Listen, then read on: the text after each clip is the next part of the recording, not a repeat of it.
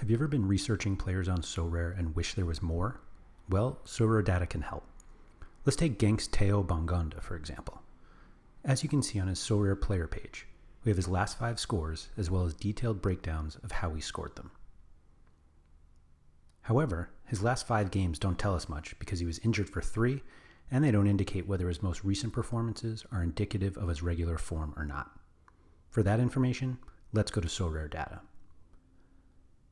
A quick search of his player page shows us that his fantasy point average in his last 5 matches, as well as his average in his last 15 and 40, plus the number of matches he played over those spans.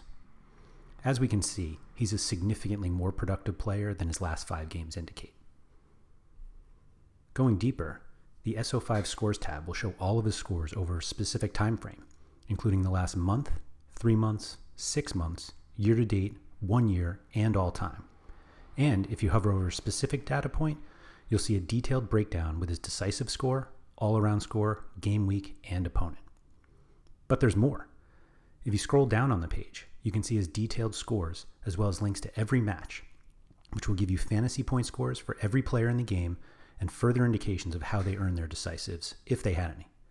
Additionally, if you click the player's fantasy point total, you'll see a detailed breakdown of how they earn their fantasy points from each statistical category, including big chances created, shots on target, and more. Bongonda is far from the only example as a player with a significantly lower L5 than his L15 and L40, as we see with players like Paul Pogba, Frank Kessie, Otavio, Casemiro, and Nani. Want to go beyond Sorare? Then go to Sorare data.